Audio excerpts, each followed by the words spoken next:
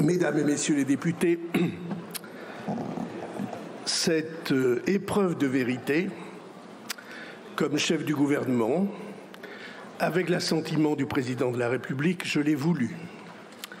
J'ai voulu ce rendez-vous et certains d'entre vous, les plus nombreux, les plus sensés, probablement, ont pensé que c'était déraisonnable, que c'était un trop grand risque. Or, je pense exactement le contraire.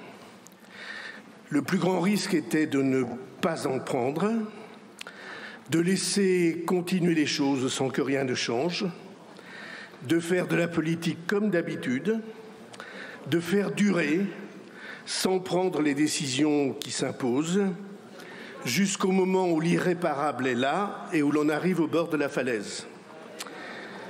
Car ce dont nous traitons aujourd'hui, ce n'est pas une question politique, c'est une question historique. Les questions politiques, ce sont celles qui concernent les partis, les rivalités des uns avec les autres et les questions de pouvoir. Les questions historiques, ce sont celles qui concernent les peuples et les nations. Les questions politiques, ce sont celles qui concernent les adultes qui se disputent tout le temps, et les questions historiques, ce sont celles qui concernent les enfants et le monde que nous leur construisons.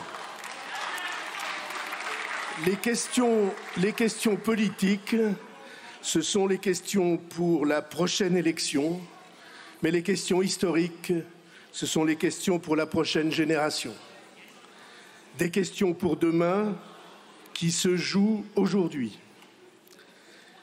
Tous nous savons que notre pays, au-delà de l'orientation décisive qui va se trancher aujourd'hui, se trouve devant un immense champ de questions qui vont appeler dans les années qui viennent des changements profonds.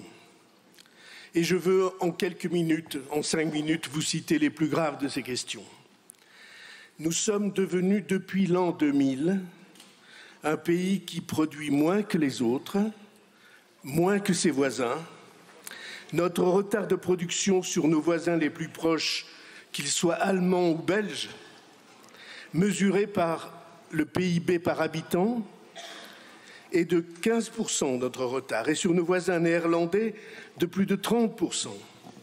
Et ce, malgré les efforts faits ces dernières années sur la création d'entreprises, sur l'emploi, sur l'investissement, par exemple avec France 2030.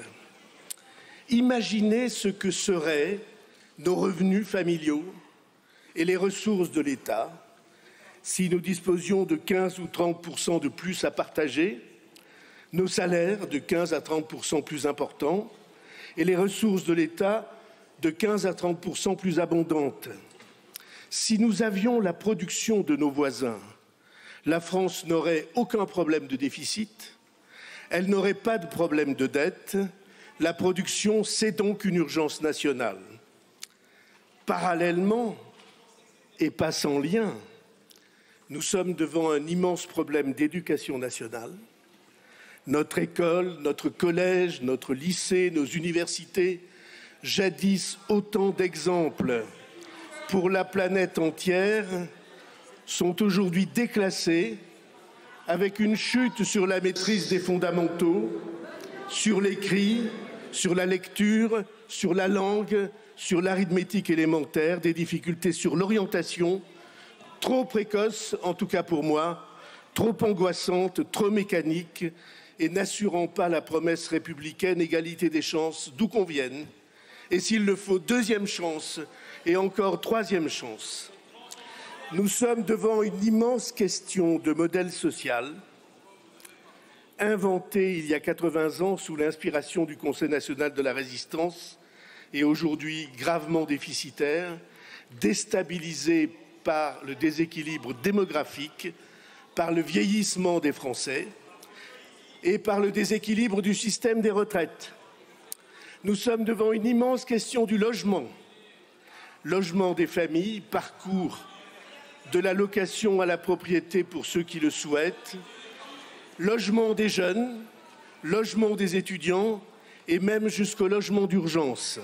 Le modèle est à réinventer.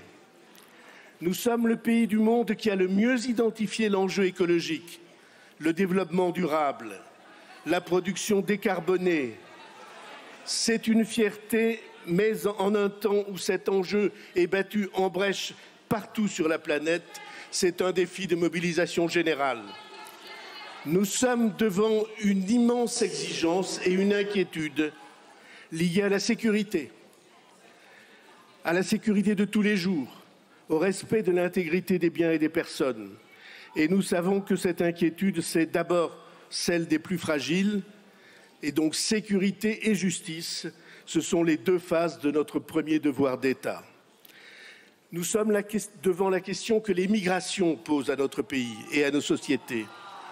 Les migrations liées aux différences de développement, à la misère chez les uns avec une démographie expansive, à l'abondance chez les autres avec une population déclinante, sans compter la déstabilisation climatique. Nous avons donc deux obligations, contrôler et maîtriser les arrivées et intégrer ceux qui sont et seront là, les intégrer dans ma conviction, par le travail, par la langue, par l'engagement à respecter nos principes de vie. Et je dois ajouter l'aménagement du territoire dans l'Hexagone, avec des déséquilibres entre les métropoles et les nouveaux déserts français, transport, équipement, centres de décision. Les territoires sont en demande et ont souvent l'impression que nul ne les entend. Et nos outre-mer, avec des enjeux de vie quotidienne et de destin, dont nous savons qu'ils doivent être totalement réinventés, enjeu que le gouvernement a saisi dès son installation. Tout cela est immense et urgent. Magnifique cathédrale à reconstruire pour un peuple qui le mérite, un peuple avec des capacités à nul autre pareil, au premier rang du monde pour les sciences fondamentales, pour les mathématiques, pour la physique, pour la chimie, pour la génétique, pour la pharmacie et pour les technologies, pour le quantique, pour l'algorithmique, pour la robotique, au premier rang dans le monde industriel à l'égard des empires, pour le spatial, pour l'aviation, pour les hélicoptères, pour la construction navale, pour les sous-marins, pour les centrales nucléaires. Mais tout cela, c'est une économie qui a conquis les sommets et qui doit reconstruire les camps de base, rééquilibrer son commerce extérieur, à commencer par le développement de l'agriculture, de l'industrie, de l'automobile, tout secteur où nous avons des atouts à l'équipement de la maison dont nous sommes presque absents. Mais tout cela, toutes ces questions sont aujourd'hui soumises. Allez. Ça me donne l'occasion de boire, c'est une bonne idée. Madame Chikirou, vous n'avez pas la parole. Merci de laisser Monsieur le Premier ministre s'exprimer. Mais tout cela, toutes ces questions sont aujourd'hui soumises à la question dont tout dépend, à la question vitale, d'urgence vitale, où notre pronostic vital est engagé, dont dépend notre État, notre indépendance, nos services publics, notre modèle social. C'est la question de la maîtrise de nos dépenses, la question du surendettement. Votre soutien, l'accord minimal sans lequel je ne pourrais pas poursuivre ma mission, je le demande à l'Assemblée nationale sur un seul point, mais décisif, le constat de la situation du pays. La France n'a pas connu de budget en équilibre depuis 51 ans. Depuis 51 ans, tous les ans, les dépenses s'accroissent, les déficits se répètent et les dettes s'accumulent. Tous les ans, nous dépensons plus que nos ressources de l'année et souvent beaucoup plus. Alors cela se justifie bien sûr lorsqu'il faut passer des crises. La crise des subprimes, crise financière mondiale sous Nicolas Sarkozy, et l'incroyable succession de coups du sort depuis 2020, le Covid, la guerre en Ukraine, la crise énergétique, l'inflation et les menaces de tout genre. Mais nous dépensons, mais nous ne revenons jamais en arrière. C'est devenu un réflexe et pire encore une addiction. Les dépenses ordinaires du pays, les dépenses pour notre vie de tous les jours, pour les services publics, pour les retraites, pour rembourser nos feuilles de sécu. Nous avons pris l'habitude de les financer à crédit, donc dépassement systématique de dépenses. Chaque année, pour acquitter chaque euro de dépenses, chaque euro de dépassement des dépenses, il a fallu emprunter, comme un ménage ou une entreprise emprunte à la banque quand ils ont un déficit. Un euro de déficit, c'est un euro de dette supplémentaire. Et l'addition des déficits par milliards tous les ans nous a conduit à une écrasante accumulation, 3 415 milliards d'euros de dette à l'heure précise où nous parlons. Cette accumulation a un prix. C'est la ponction que le service de la dette représente tous les ans, ce qu'il faut payer aux créanciers pour les intérêts et la part de capital qu'on doit rembourser. Et cela, on est obligé de l'acquitter, sinon c'est la banqueroute.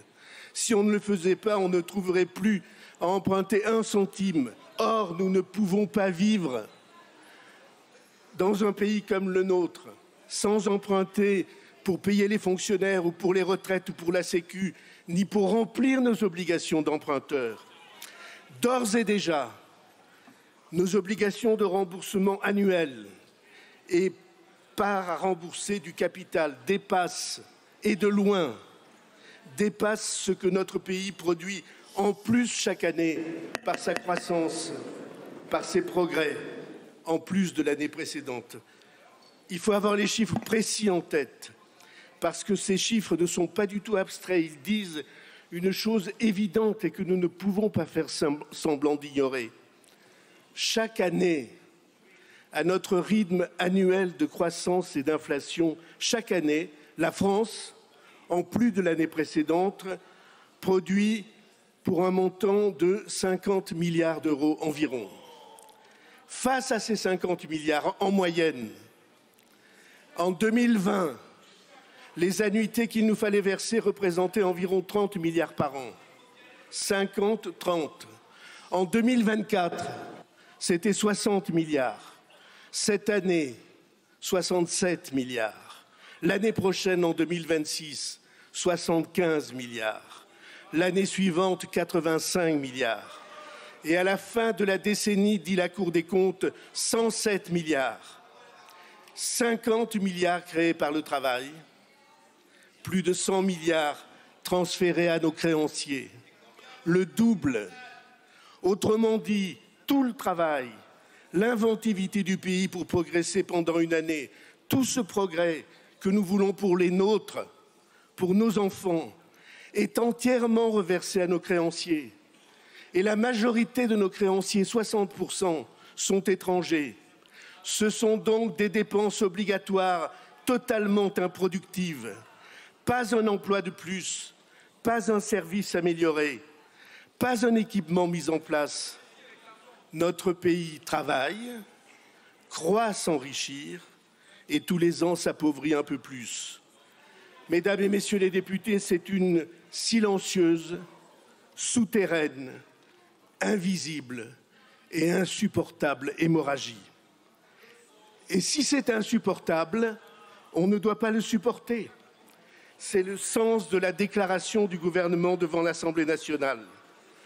Comme capitaine du navire, informé de la voie d'eau, qui s'élargit sans cesse, du flot qui envahit nos cales, je dis que notre devoir est d'abord et tout de suite de nous mettre à l'étancher et de nous y mettre tous. Alors, on me dit, mais c'est pas urgent, ça peut attendre.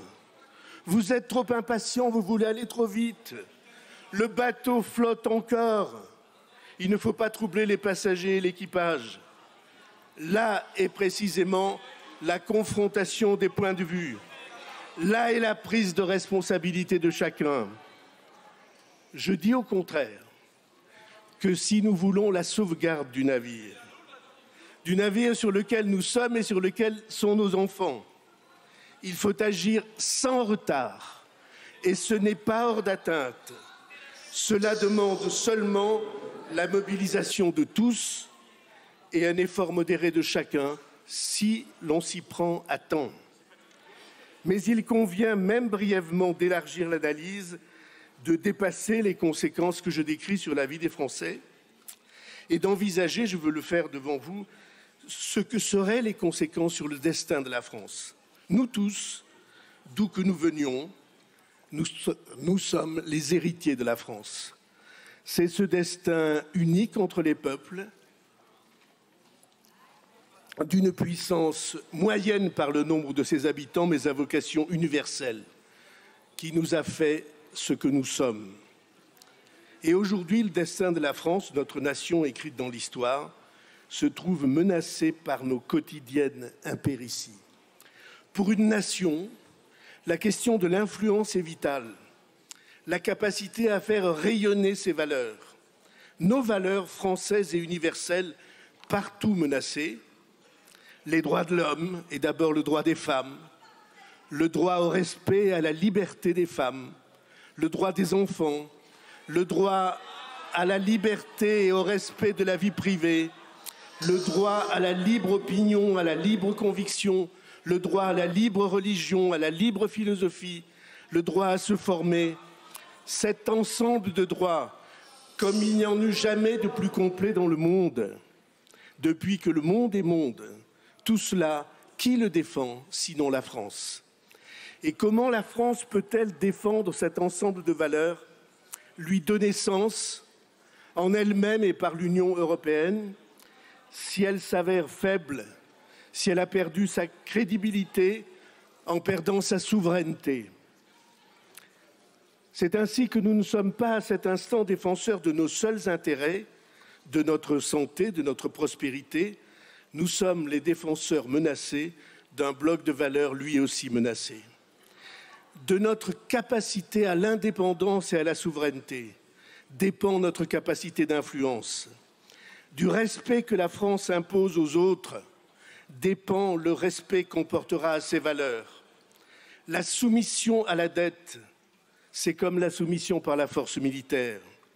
Dominée par les armes ou dominée par nos créanciers, du fait d'une dette qui nous submerge, dans les deux cas, nous perdons notre liberté.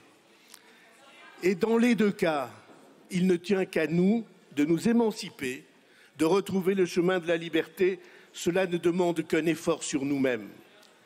C'est pourquoi la France, sous l'autorité du président de la République et par le vote des parlementaires, a choisi un plan d'équipement de ses armées, de ses hommes et de ses matériels, la loi de programmation militaire. Cette loi, vous le savez, il est nécessaire non seulement de la respecter, mais de l'abonder par des investissements complémentaires décidés en raison des dangers de toute nature auxquels notre pays et notre continent sont exposés.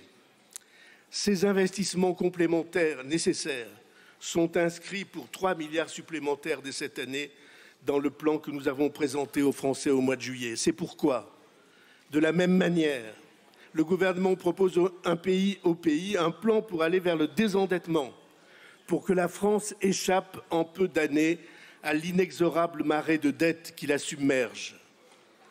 En 4 années, et c'est un délai raisonnable dans la vie d'un pays et de ses habitants, ce n'est pas que nous n'aurons plus de dettes, mais notre dette n'augmentera plus. Et voilà le plan. Atteindre en 2029 le seuil de 3% des déficits publics annuels, seuil à partir duquel la dette n'augmente plus. Et si la dette n'augmente plus, alors le travail des Français, leur inventivité, leur créativité, leur confiance retrouvée remettront le pays à flot et nous le croyons plus vite qu'on ne croit. Tout nous y invite. Les technologies d'un monde qui va de révolution en révolution, l'intelligence artificielle, notre créativité intellectuelle, culturelle, artistique, notre recherche. Si nous savons nous libérer de ces chaînes qui nous entravent, alors tous les épanouissements seront ouverts aux Français d'aujourd'hui et aux générations qui viennent. Tout est prêt, tout est en germe. Ne manque que la détermination de ceux qui veulent en sortir.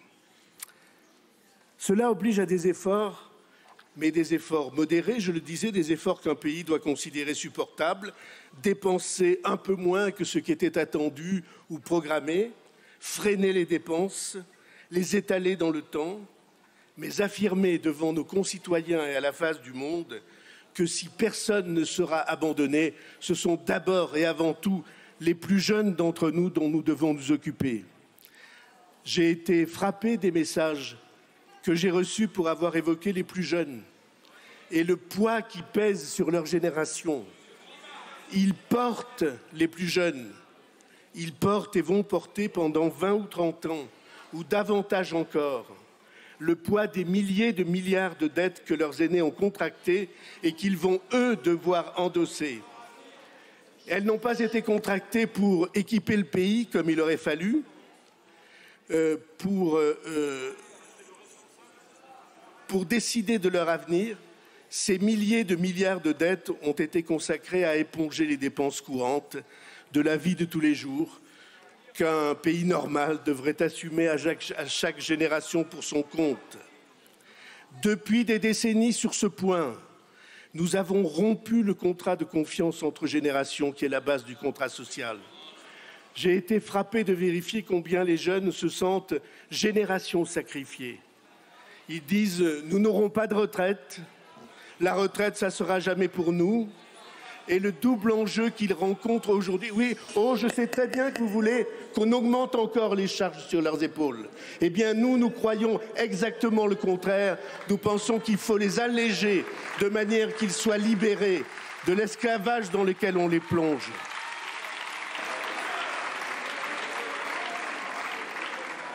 Allez, s'il vous plaît. S'il vous plaît, silence.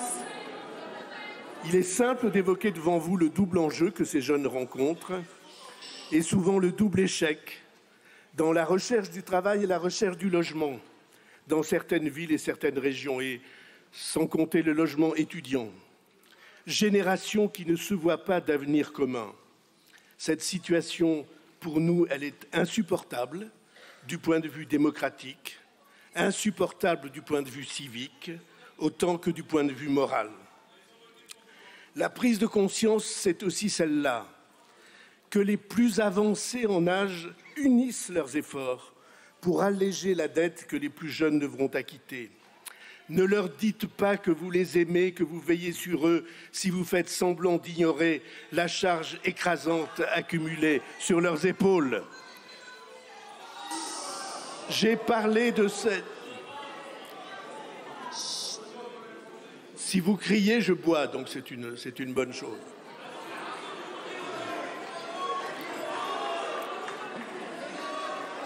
Allez, s'il vous plaît, mes chers collègues. Je viens de parler de prise de conscience. Allez.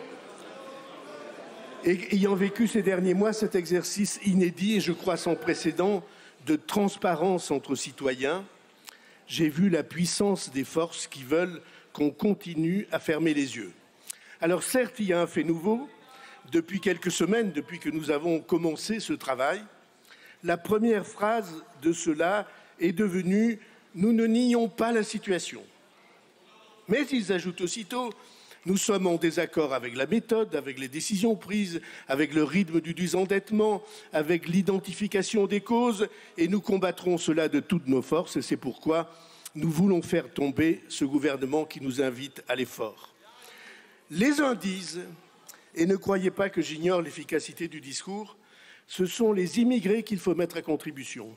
Ce sont les étrangers qui sont la cause de tout. C'est auprès de cela que nous gaspillons notre argent et qu'il faut taper dans la caisse. Ou bien, variante de la part des mêmes, c'est l'Europe, nous nous ruinons à respecter nos engagements. 20 milliards là, 10 milliards ici, et en effet, c'est plus facile. Je suis d'accord, je l'ai dit, pour qu'on vérifie mesure par mesure s'il y a des anomalies, des injustices au détriment de nos compatriotes. J'ai pris la décision d'intervenir à ce sujet cette semaine sur l'aide médicale d'État pour faire entrer dans la norme le rapport présenté par Claude Évin et Patrick Stefanini. Et j'ai été heureux qu'ils rappellent que c'est le premier gouvernement qui prend en compte leur rapport depuis 2 ans qu'il a été déposé. Mais j'ai entendu des voix qui disaient « tout ça nous soulève le cœur ». En tout état de cause, l'addition des économies est très loin de représenter un ordre de grandeur à la dimension du problème. Ou bien, autre discours, ce sont les riches qu'il faut faire payer. Et là encore, je ne sous-estime pas l'efficacité du discours. Bernard Arnault est devenu figure emblématique. Lui et ses semblables sont devenus les cibles emblématiques d'une pensée magique. Ils sont comme ces poupées vaudou dans lesquelles on plante des aiguilles pour les atteindre, j'imagine, au portefeuille. On m'accordera que je ne suis ni un défenseur attitré, ni un stipendié de ces réussites. Mais je n'oublie pas ce qu'elles font tous les jours pour le pays. L'excédent du commerce extérieur dans le secteur du luxe, c'est 40 milliards d'euros par an.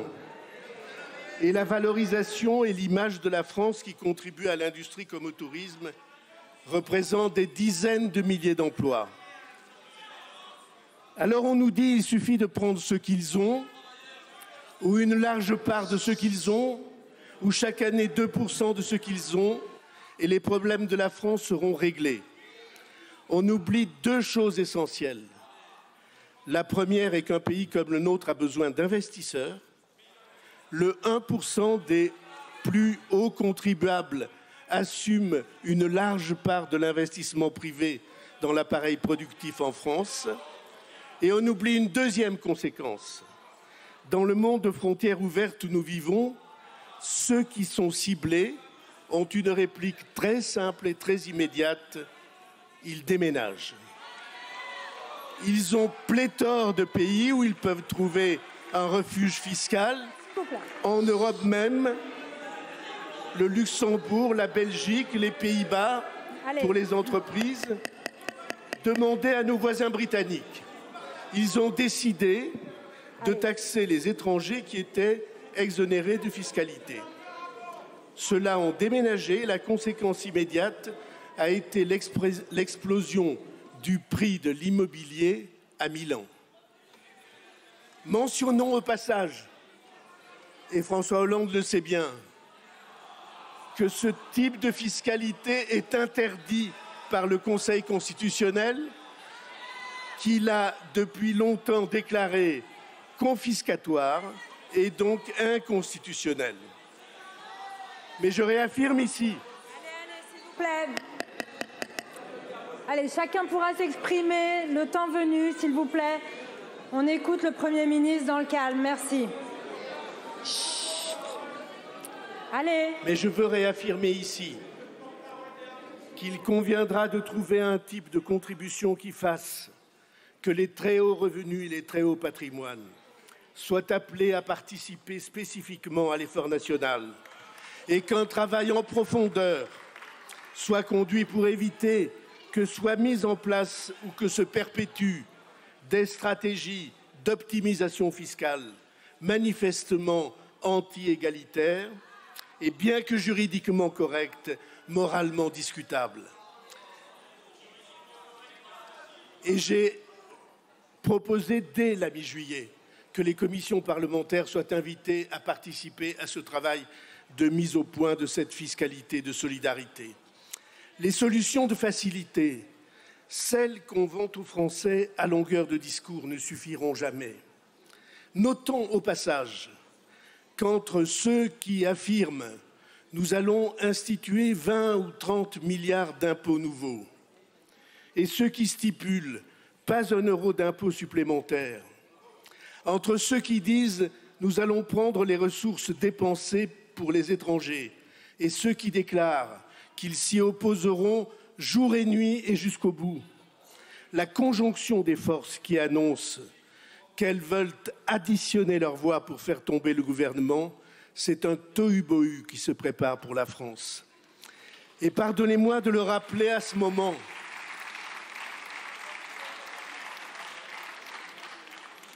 Le problème, la menace, le risque pour la France demeurera entier.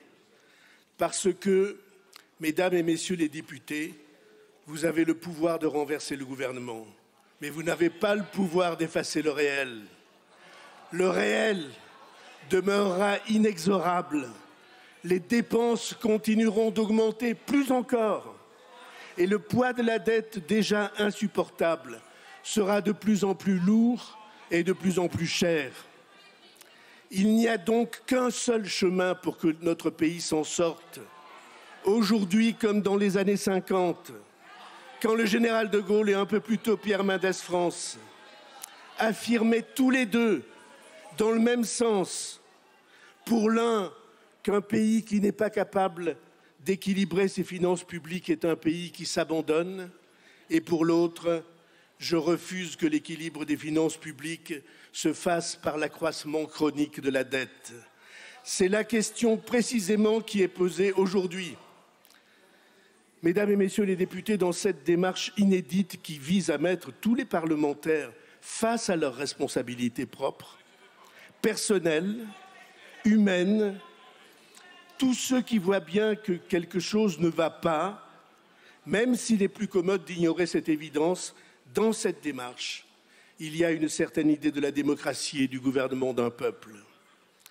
J'ai choisi de m'adresser à vous comme si le destin n'était pas écrit, comme si la réponse de l'Assemblée nationale à l'engagement de responsabilité n'avait pas été annoncée partout, à cor et à cri, sur tous les tons et toutes les antennes, de la part du plus grand nombre des groupes de cette Assemblée. Je m'adresse à vous en prenant au pied de la lettre nos principes énoncés à l'article 27 de la Constitution. Le droit de vote des membres du Parlement est personnel, ce qui veut dire en principe que les mots d'ordre n'ont pas leur place ici. Ce qui a sa place ici, c'est la conscience personnelle de chacun des députés de la nation.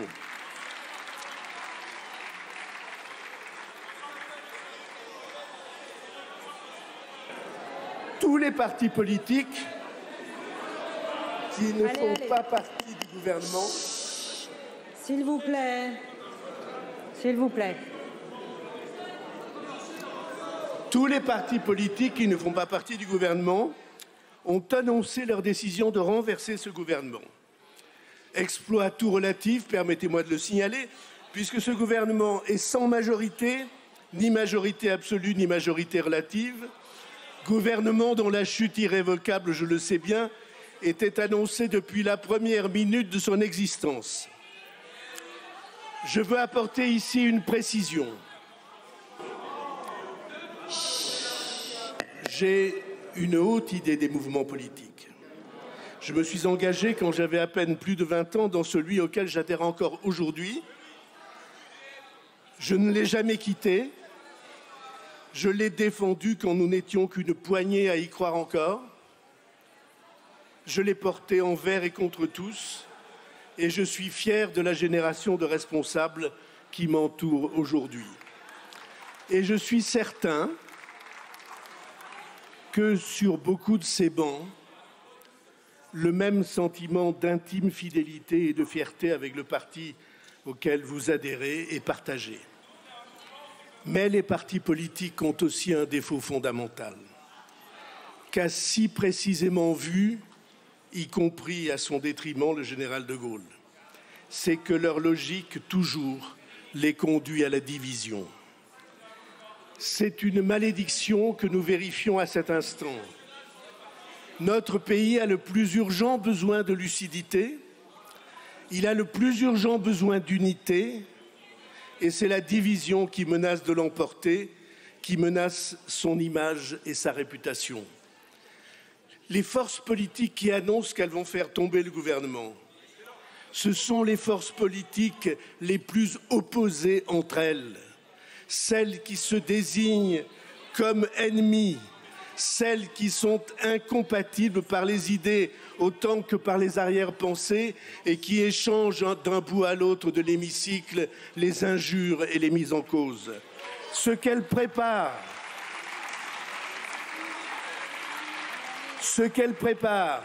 si leur logique de division l'emporte, J'ai déjà utilisé le terme, c'est le tohu-bohu, le désordre, où chacun hurle dans son coin et dont rien de bon ne peut sortir.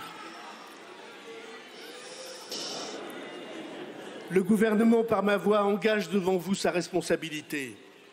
Ce qui signifie que par ma voix, à la tribune, il dit « Mesdames et messieurs les députés, le problème dont nous vous saisissons, comme représentants de la nation, nous paraît si grave, il implique si profondément chacun de nos concitoyens qu'il requiert votre soutien. Sans un soutien minimal de la part des Français représentés ici par leurs députés, l'action exigeante et courageuse que la situation implique n'a aucune chance de pouvoir s'imposer. Et s'il n'y a pas ce soutien minimal, cette entente minimale entre les grandes sensibilités du pays sur le constat et sur l'impérieuse trajectoire de redressement, alors l'action du gouvernement serait vouée à l'échec et pire encore, elle n'aurait pas de sens. S'il s'agit toujours de faire semblant, de ménager la chèvre pour obtenir le chou, de se rendre aux logiques de marchandage et de division, de dissimuler l'essentiel pour communiquer sur le secondaire, en sachant qu'on continue la marche vers l'accident, je vous le dis, je ne serai pas l'homme d'une telle politique. Je crois au compromis, mais je crois au compromis quand il respecte l'essentiel, la vérité des hommes et des choses, la hiérarchie des ordres et des urgences. Je crois au compromis qui ne se construisent pas sur l'ambiguïté. Requérir le soutien du pays lorsqu'il faut agir, c'est pour moi l'article 1er du contrat démocratique.